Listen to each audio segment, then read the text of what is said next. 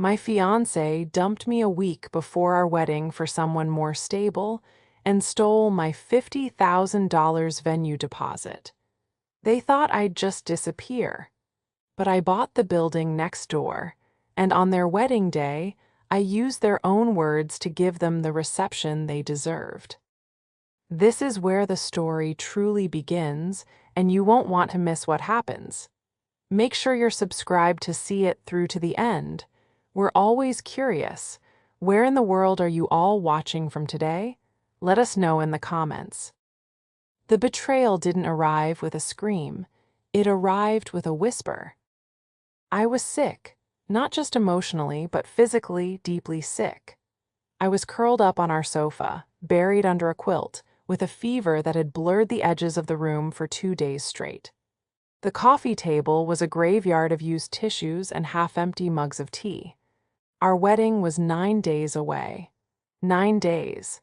I was supposed to be finalizing floral arrangements and chasing down the last of the RSVPs, but instead, I was mainlining daytime television and cough medicine. Liam let himself into the apartment, but his key in the lock didn't have its usual cheerful jingle. It was a sharp, metallic click that sliced through my fever haze. "Eliza," he called out. His voice was wrong. It was flat, sterile, like a doctor about to deliver bad news. I tried to sit up, but the quilt, a wedding gift we'd already received, was too heavy. "In here," I croaked. "Did you bring the soup?" He appeared in the doorway of the living room. He wasn't holding a bag from the deli. He was holding his briefcase, and he was still wearing his overcoat. He looked impossibly sleek, his hair perfectly combed, his suit perfectly pressed. He looked like a stranger. "We need to talk," he said. My stomach, already sour from the flu, did a painful flip. "Okay, can you sit down? You're looming." He did not sit down. He remained in the doorway, framed like a portrait of a man about to leave. "I can't do this, Eliza." "Can't do what?" I whispered, pulling the quilt tighter. "Can't deal with me being sick. I'm sorry, I know it's bad timing, No," he said, cutting me off. The wedding." The words hung in the air, thick and toxic. I stared at him, my brain trying to process the sounds. It felt like I was underwater. "What? What are you talking about, Liam? The caterer is paid. My dress is hanging in the closet." "I'm calling it off," he said. He finally moved, walking over to the window and staring out at the rain-slick street. He couldn't even look at me. "I've been thinking about it for a long time. This freelance life you have, it's not stable." Stable? The word hit me like a slap. I, an architectural designer with a growing reputation and a 6-figure income, was unstable. He, the financial advisor who I had supported for 2 years while he got his certifications, was the bedrock. Stable? My voice was raw, but not just from the sickness. I just put $50,000 of my own money down for our venue, a non-refundable deposit. That seems pretty stable to me, Liam. "That's just it, Eliza," he said, turning. His eyes were cold, emptied of the man I'd loved for 3 years. "You're always doing, always hustling, always working on the next project. It's erratic. I need someone who is calm, someone who has a future that's predictable." "And you found her, didn't you?" I don't know how I knew. Maybe it was the way he'd been guarding his phone for the past month. Maybe it was the sudden late nights at the office that coincided with my own project deadlines. Liam had the decency to flinch. "Her name is Genevieve, and yes, she's a PR director. It's a solid, steady path, her family." "I don't care about her family," I said, and the force of my own voice surprised me. I pushed myself off the sofa, the quilt pooling at my feet. The room spun, but I didn't care. A week, Liam. You're telling me this 1 week before I'm supposed to walk down the aisle. It's better now than in 10 years, he said, shrugging, as if he were discussing a dip in the stock market. The deposit, I said, my mind seizing on the most tangible AWFUL part of it. The Grand Oak Estate. That was my savings. That was the bonus from the Bedford project. Don't worry about the venue, he said, and the casualness of it was the final, devastating blow. I'll handle it. I'll make the calls. What does that mean? You'll handle it. It means it's done, Eliza. I'm sorry it's messy. He walked to the door, picked up a small duffel bag I hadn't even noticed, and opened the front door. The sound of the rain rushed in. Liam, I yelled, my voice breaking. You can't just leave. What about our life? What about us? He paused, his back to me. There is no us anymore, Eliza. There's just me and you. And I need to go build a stable life. He closed the door. The click of the deadbolt sliding into place was the loudest sound I had ever heard. I stood there, shivering in my pajamas, the cold air from the hallway washing over me. I finally slid down the wall until I was sitting on the floor, my head in my hands. He left me there, sick and broken, and I realized the betrayal was a sickness far worse than any flu. The first 48 hours were a blur of canceled vendors and sobbing, disbelieving phone calls to my family and the wedding party. My sister, bless her heart, flew in on the next flight and took over, her voice a crisp, efficient blade cutting through the fog of my grief. She was the one who called the guests. She was the one who packed Liam's remaining things into boxes and had them messengered to his office. I simply existed. I moved from the bed to the sofa and back again. My flu raged, and my heart shattered, and I couldn't tell the difference between the fever dreams and the waking nightmare. The sickness finally broke on the 4th day. I woke up and the room was in sharp focus. The sun was streaming in, and for a horrible, hollow second, I thought, oh good, it will be sunny for the wedding. And then it all came crashing back. The emptiness of the apartment, the stack of returned wedding gifts in the corner, the stinging silence where his laughter should have been. I felt hollowed out, but the grief was finally giving way to a cold, sharp-edged anger. The man I was supposed to pledge my life to had treated me like a bad investment. He had calculated his losses and cut me loose, all while I was too sick to even fight back. And then there was the matter of the deposit, $50,000. I wasn't just going to let that go.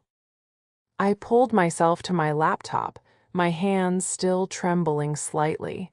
I needed to call the Grand Oak Estate. Liam had said he'd handle it, which I now understood to mean he would do absolutely nothing. I'd have to beg, to plead, to see if I could get even a fraction of my money back. But as I searched for the venue's contact information, an email in my inbox caught my eye. It was from the venue coordinator, sent yesterday. The subject line was, Wedding Itinerary Update Liam and Genevieve. My blood turned to ice. I clicked it open. Hi Liam and Genevieve. So excited to be working with you both.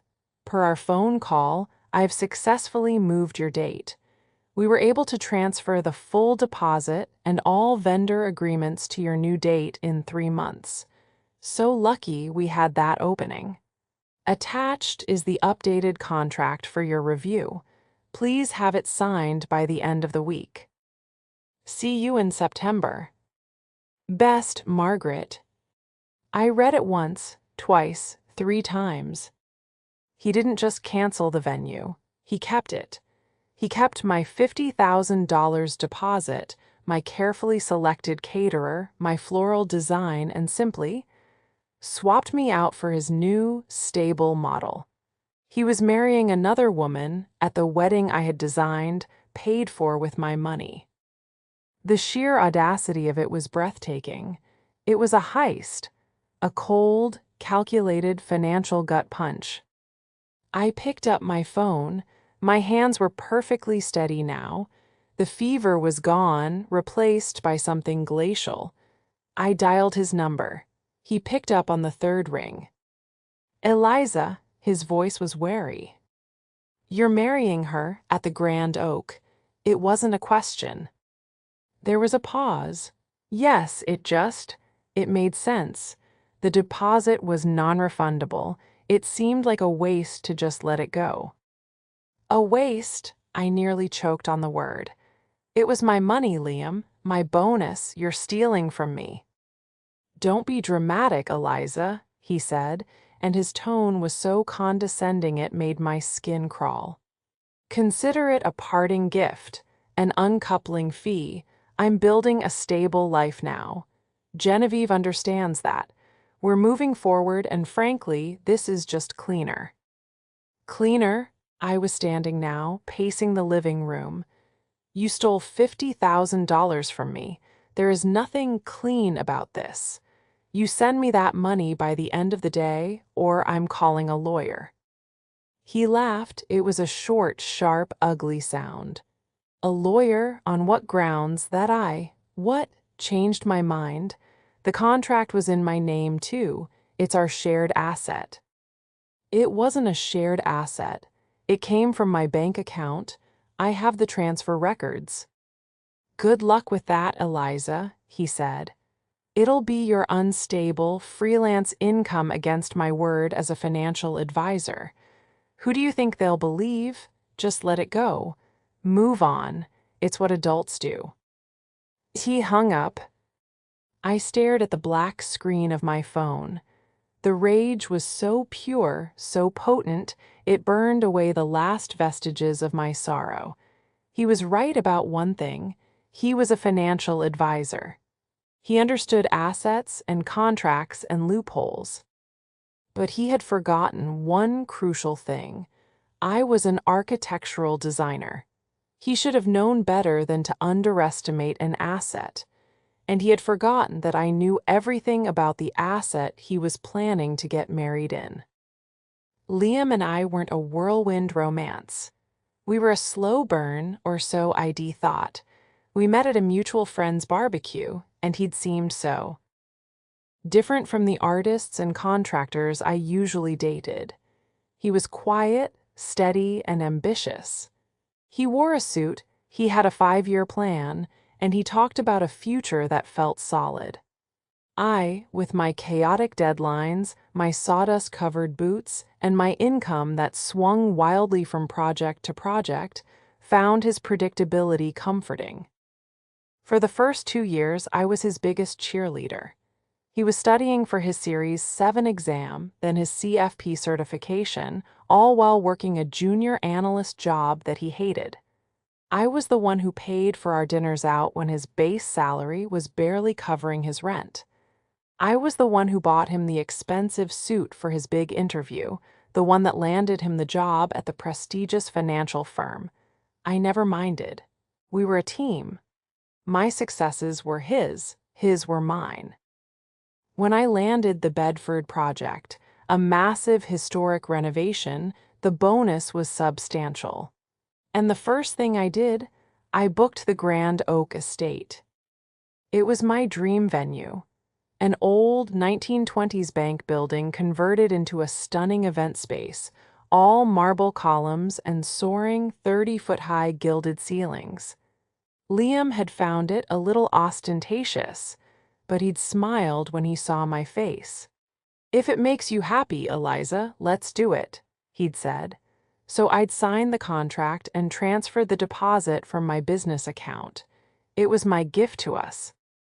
Now, that gift was being regifted to a stranger. Genevieve, I'd only met her twice, both times at Liam's dull corporate functions. She was everything I wasn't. She was polished to a high-gloss sheen, from her impossibly perfect blonde hair to her tiny, pointed designer shoes. She worked in PR for a luxury hotel chain and spoke in a breathy, affected voice that made everything sound like a press release. The first time we met, she'd zeroed in on me with a saccharine smile, her eyes scanning my perfectly appropriate but not designer dress. "Eliza, so lovely. Liam has told me so much about you." She'd taken a sip of her champagne. "You're in construction, is it?" "Architectural design," I'd corrected her, smiling just as tightly.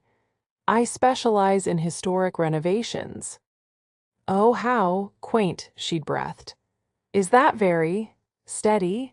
I just imagine it must be so hard waiting for the next job. Liam, he needs so much support. His work is so high pressure."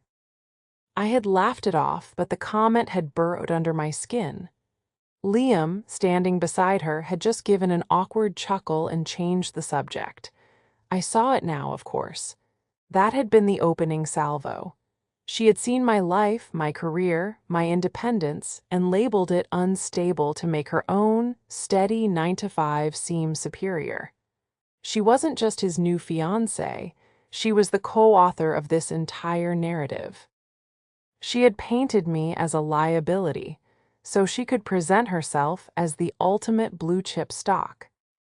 The more I thought about it, the more I realized Liam hadn't just left me, he'd been poached. He'd been convinced that I, the woman who had funded his ambitions, was dragging him down. And the $50,000, that wasn't a parting gift. That was an acquisition fee. They were building their stable future on a foundation of my stolen money. My sister, Kate, was sitting at my kitchen counter, a laptop open, a murderous look on her face. "Okay," she said. "I've canceled the cake, the band, and the photographer. The photographer is fighting us on the deposit, but I think I can shame him into it." "Leave it," I said, my voice quiet. "What? Eliza, it's $3,000. "Leave the photographer," I said, a strange, cold calm settling over me. "And the band, and the cake, tell them. Tell them the date has just been moved." Kate stared at me. "Moved? Eliza, honey, what are you talking about? You're not trying to get him back, are you?" "No," I said. I walked over to my own laptop and opened the file browser. I navigated to a folder labeled Projects Archived, and then to Oak District Reno 2019. "I'm not trying to get him back," I said, as I pulled up the original city blueprints for the entire block. "I'm just going to give them the wedding reception they deserve." Kate peered at the screen. "Eliza, those are blueprints. What are you doing?" I zoomed in on the Grand Oak estate. And then I zoomed in on the building right next to it. The empty, abandoned, for sale by owner building that shared a long, common, uninsulated brick wall with the Grand Oak's main reception hall. Liam was so focused on the asset, I said, a slow, sharp smile spreading across my face. He forgot to do his due diligence on the liability. The turning point wasn't a tearful breakdown. It was the click of a mouse. The anger didn't make me want to scream. It made me want to work. This was my wheelhouse. I wasn't a PR director who spun words or a financial advisor who moved numbers. I was a designer. I built things, and I understood how things were built. And I understood, fundamentally, how they could be unbuilt. The building next to the Grand Oak was called the Tanner Building. It had been a textiles warehouse in the 1920s and had sat in probate hell for the last decade, a forgotten, boarded-up eyesore. But I knew it intimately. During my consultation on the historic district's renovation, I had been inside it. I knew its bones. I knew the Grand Oak had been retrofitted with modern plumbing and electrical, but to maintain its historic open-plan ballroom, They had left the original 3-brick-thick common wall between the two buildings completely uninsulated. They had plastered over it, yes, but there was no modern soundproofing, no air gap. It was a structural necessity they couldn't touch. I also knew that the Tanner Building's second floor, a mirror image of the ballroom's layout, had a row of large, arched windows that lined up perfectly with the Grand Oaks reception hall windows, separated only by a 3-foot alleyway. It was an acoustic echo chamber. My flu-induced numbness was gone, replaced by a crystalline, singular focus. The Tanner Building was listed in a quiet, sealed bid auction by the city. The auction closed in 6 days. It was a risk, a massive, insane, terrifying risk. I called my financial manager. I need to liquidate the Blue Sky Fund and about half of my tech stocks, I said, my voice all business. Eliza, that's your what-if money, he said, alarmed. That's your down payment for a house. Is this about the wedding? Are you okay? The wedding is off, I said coolly. I'm making a different investment. Please just have the funds ready. I'll be forming a holding company today.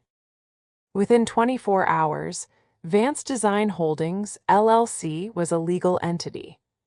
I spent the next 2 days drafting a proposal, not a real one, but one that looked real, detailing a plan to convert the Tanner Building into a high-end, multi-use, creative studio space, complete with architectural renderings I whipped up from memory. I submitted my sealed bid, along with my very professional-looking proposal, for just over the minimum ask. My bid was a gamble, using the last of my wedding savings, the money for the dress, the caterer, the honeymoon. A week later, an email landed in my inbox. My LLC was the proud new owner of the Tanner Building. Phase 1 was complete, now for Phase 2. I had just under 3 months until the wedding, part II. I hired a small, discreet construction crew I trusted. The official story: Phase 1 renovations, asbestos abatement, and structural assessment. The crew's real job was much simpler. Under the guise of acoustic testing for my future studios, I had them line the common wall on my side with temporary, high-density acoustic paneling. This wasn't to keep sound out. It was to aim it. Then I made a call to a friend who did sound engineering for rock concert. T.S. Bari, I said, I have a unique acoustic challenge. I need to project sound with extreme precision from one building into another with zero bleedback. Like a targeted audio strike, he asked, intrigued. Exactly, I said, and it needs to be concert-level loud. 2 weeks later, Bari and his team were in my dark, dusty warehouse, mounting a series of directional line array speakers onto custom-built steel brackets aimed directly at the thin, plaster-and brick common wall. We ran tests.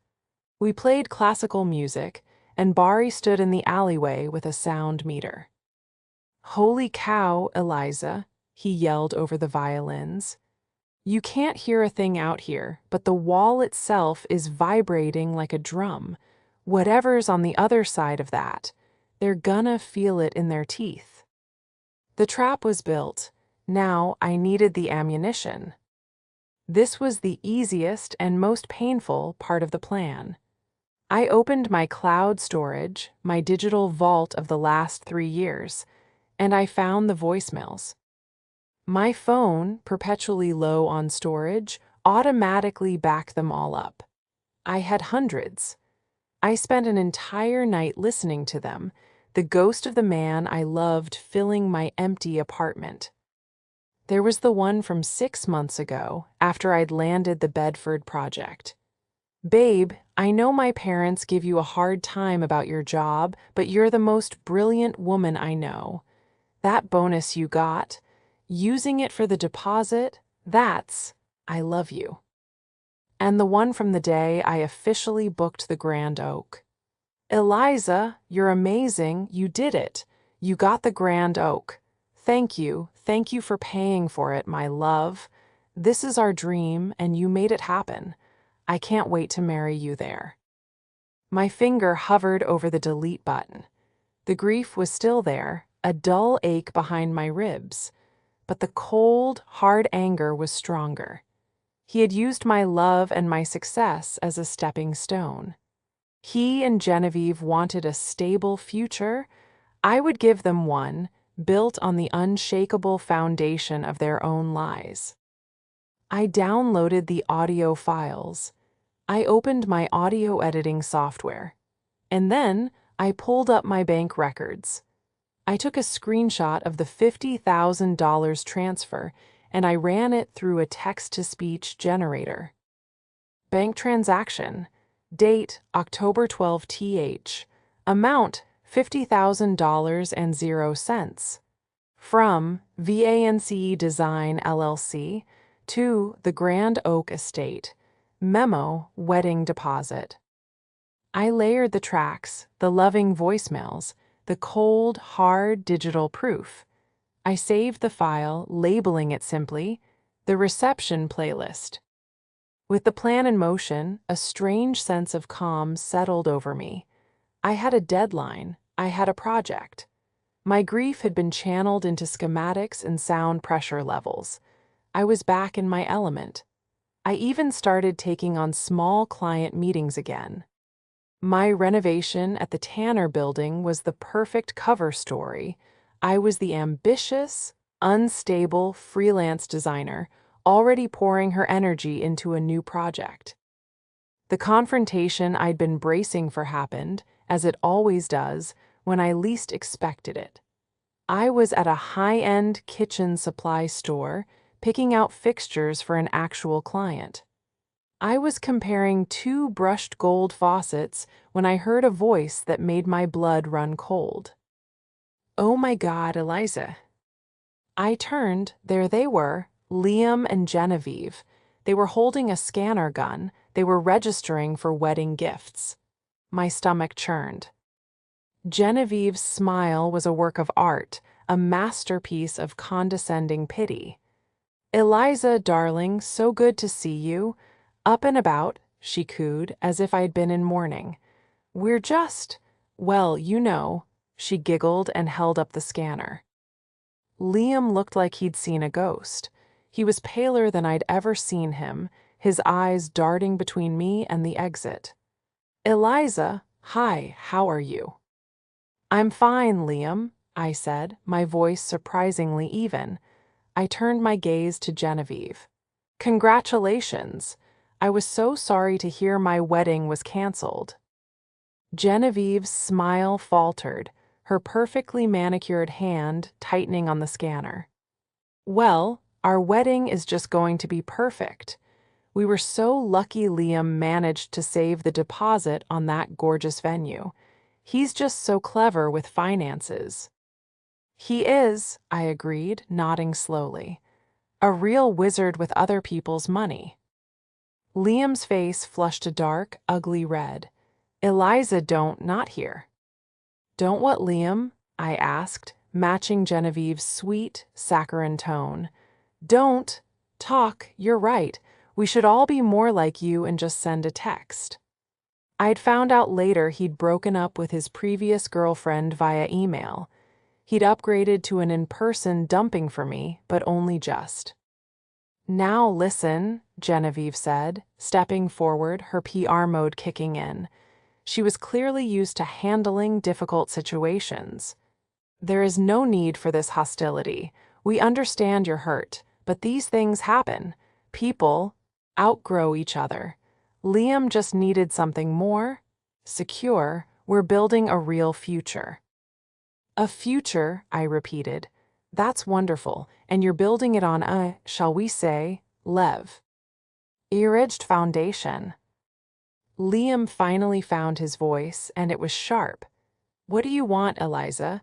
Are you following us? You need to move on." "Move on, I have," I said with a bright, sudden smile that I knew didn't reach my eyes. "In fact, I'm moving on up. I just bought a building downtown.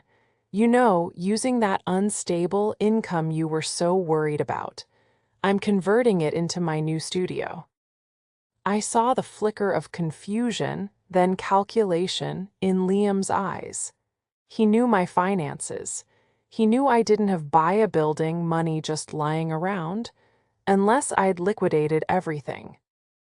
"You bought a building?" he asked, his voice tight. The old Tanner building, over in the historic district." The color drained from Liam's face. Genevieve, oblivious, just looked bored. "The Tanner building?" Liam's voice was a whisper. He knew the district. He knew where the Grand Oak was. "Yes," I said, tapping the gold faucet thoughtfully. "It's right next to the Grand Oak, actually. You know, I was inside it the other day, and you won't believe the acoustics. They're dreadful." I leaned in, as if sharing a secret. "The walls are paper thin. You can hear everything from the ballroom next door. Every word. Every single tiny sound." Genevieve's polished mask finally cracked. Her eyes widened, the implications finally dawning on her. What are you talking about?" "Just shop talk," I said, shrugging. I gave them both the brightest, falsest smile I could muster. "Anyway, so lovely to see you. I hope your wedding day is everything you deserve." I turned and walked away, not looking back. I could feel their eyes boring into my back. Liam knew. He didn't know what, but he knew I had a plan. And Genevieve, she just looked terrified. Their poorly executed lies, their smugness, it was all gone. They weren't just thieves. They were amateurs. And they were walking right into a trap they were too arrogant to see. The run-in at the store lit a fire under them. 2 days later, a crisp, white envelope arrived at my apartment, delivered by a courier. It was from a high-priced, downtown law firm. Inside was a cease and desist letter. My hands trembled as I read the legal jargon. It accused me of a pattern of harassment, stalking, and intentional infliction of emotional distress against Mr. Liam Turner and Ms. Genevieve Hart. It mentioned the confrontation at the kitchen store. And then, the real kicker. "Furthermore, we are aware of your recent vexatious purchase of the commercial property at 114 West Elm Street, the Tanner Building. Given its proximity to our client's upcoming private event, any attempt to interfere, disrupt, or otherwise spy on said event will be met with the swiftest possible legal action, including, but not limited to, claims for damages and a temporary restraining order." They were scared. They were so scared. This letter wasn't an attack, it was a shield, a flimsy, paper-thin shield. They knew I had them, and they were trying to intimidate me into backing down. But the joke was on them. I wasn't harassing them. I hadn't contacted them. I hadn't slandered them. I was simply renovating my new property, a property I had every legal right to be in. The letter just made me more meticulous. My sound system was in place, but I needed to do a full volume test. I couldn't risk them hearing it, so I checked the Grand Oaks event schedule online. They had a massive corporate gala on a Thursday night, the perfect cover. That night, I sat in the darkness of the Tanner Building, my laptop glowing. I put on my reception playlist. I started the volume at 30%, then 50%, then 80%. The building thrummed, the air vibrated. The sound was so physically overwhelming, so clear and loud, it was like Liam was screaming in my face. But when I walked into the alleyway, there was only a dull, bassy hum. The sound was being piped directly through the brick. It was perfect. The next day, I got a frantic-sounding voicemail from Margaret, the Grand Oaks event coordinator. "Hi, Eliza. This is Margaret. A very strange thing happened at our event last night. We're not sure what it was, but there was a sound, like a voice coming from the walls. It was very disruptive. I know you did some consulting for us a few years back. I was wondering if you had any idea what." I called her back immediately, my voice dripping with professional concern. "Margaret, how awful. That sounds like a serious acoustic anomaly. It's probably the shared wall with the Tanner building. That building is a structural mess. You know, I just heard someone bought it. Probably some amateur developer doing a gut job. They've probably exposed beams, creating a resonance chamber. Oh, that's a huge liability for you. You should definitely warn all your upcoming clients about it." "Oh my goodness," she said, panicked. "You're right. We have a big wedding in a few weeks.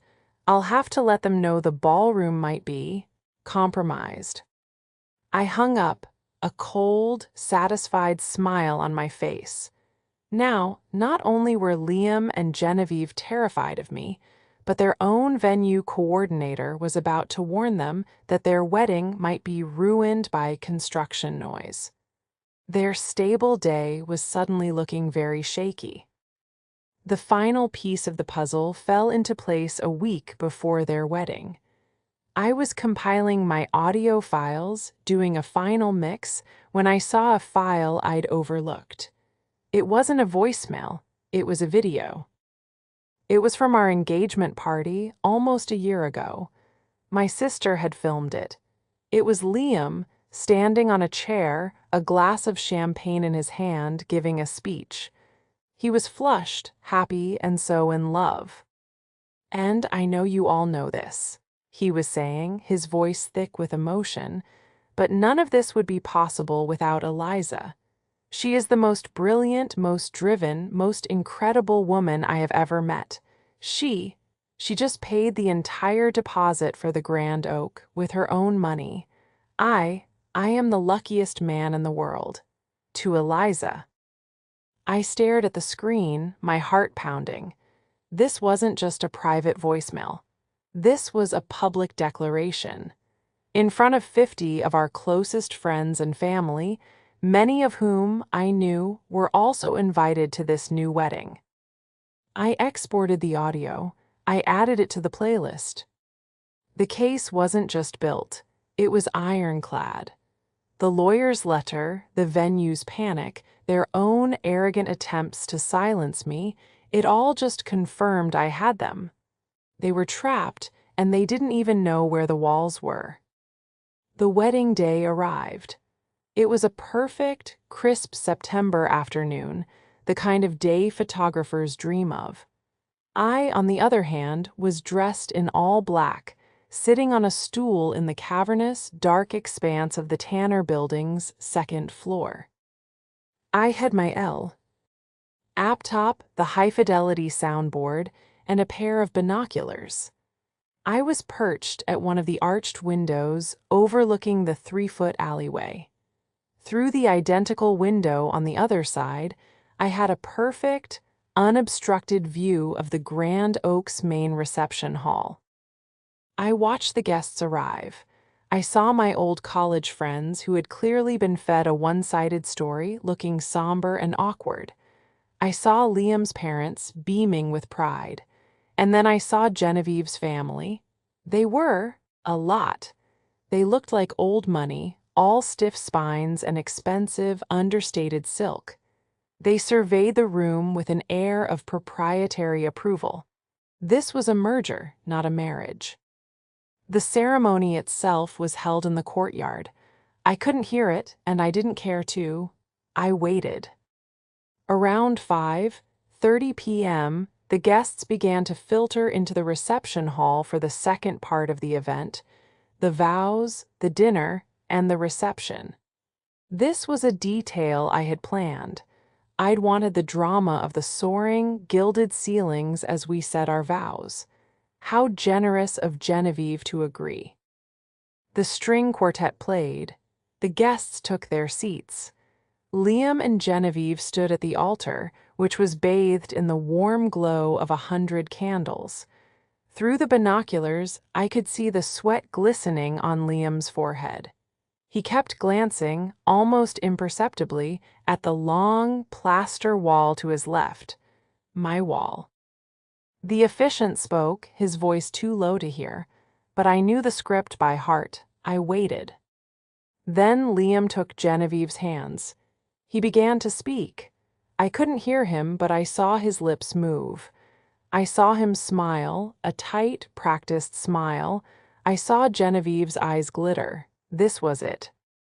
My hand went to the master volume fader.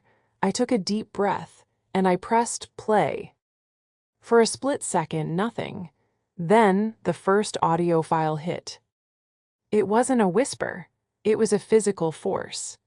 Liam's own voice, his happy, loving, Eliza-loving voice, erupted from the wall, amplified to the level of a rock concert.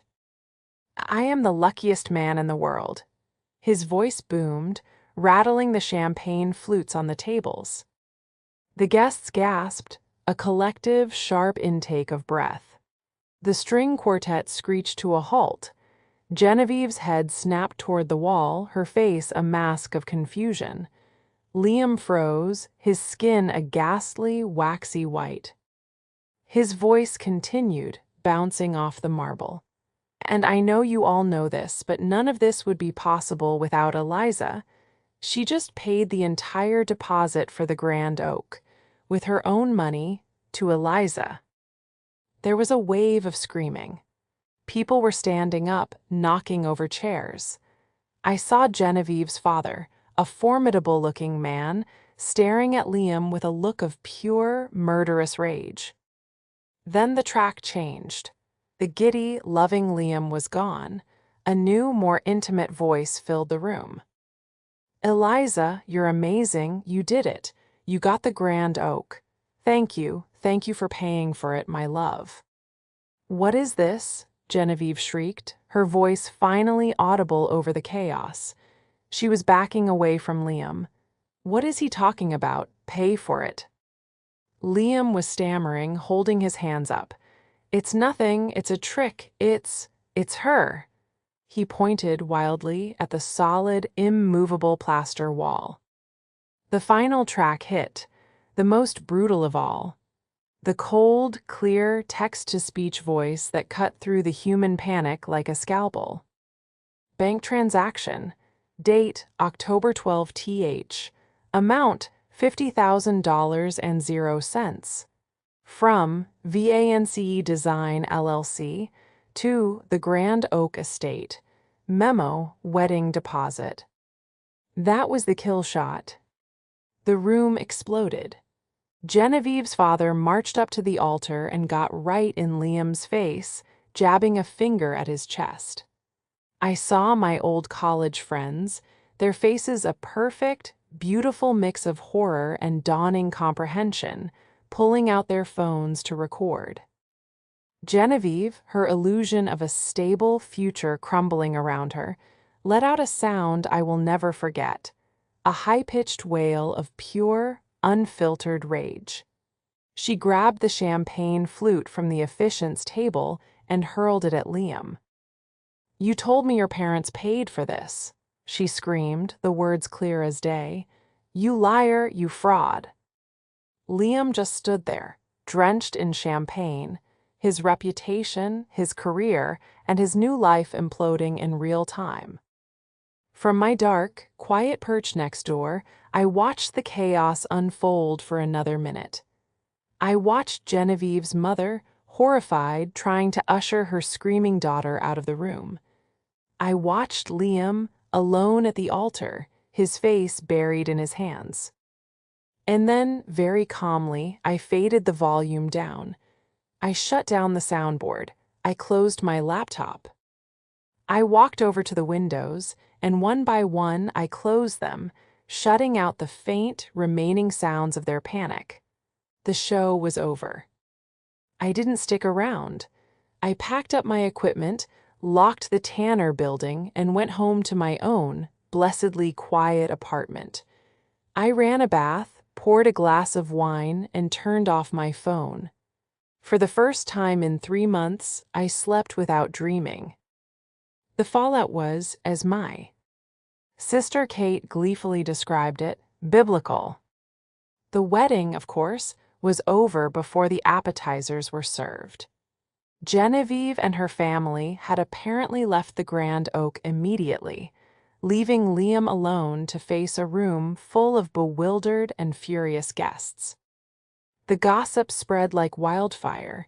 My friends who had been there called me, one by one, to apologize.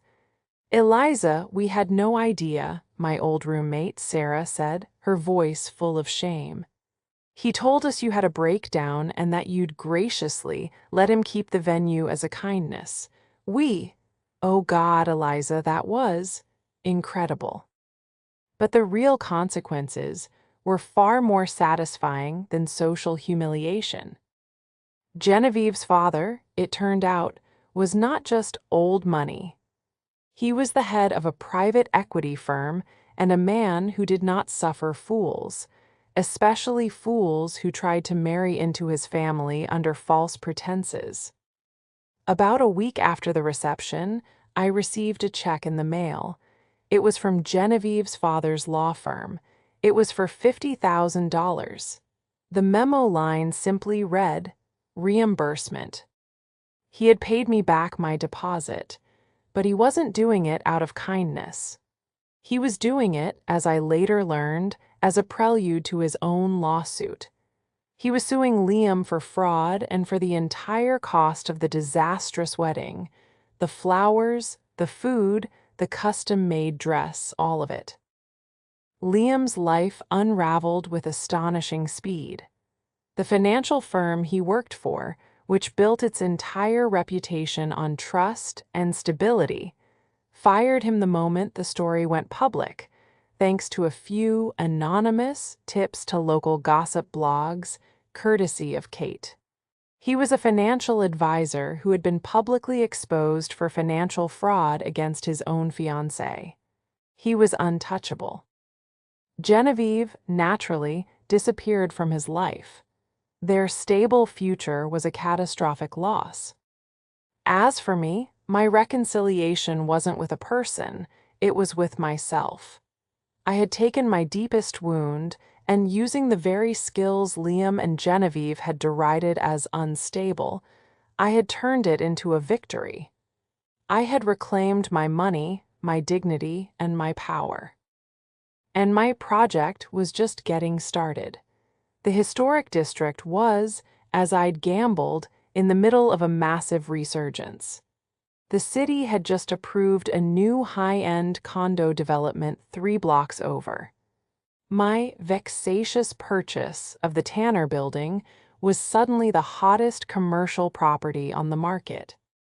I spent 6 months actually renovating it. I poured my heart into the design, turning the dusty warehouse into a stunning, light-filled, creative loft space.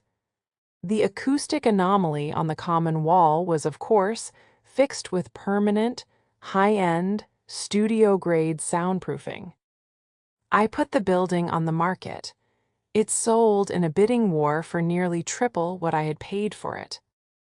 The following September, exactly 1 year after my wedding should have been, I was sitting on a sun-drenched terrace in Santorini, Greece.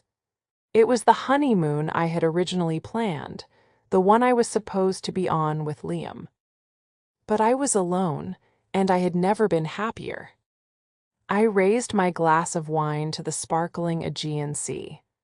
I thought about Liam, probably drowning in legal fees, and Genevieve, probably already PR spinning her victim narrative for a new, stable prospect. I had lost a fiancé, but I had gained a real estate portfolio and an unshakable understanding of my own worth. I took a sip, deleted Liam's number from my phone for the last time, and turned my face to the sun. I was finally, completely, and profitably at peace.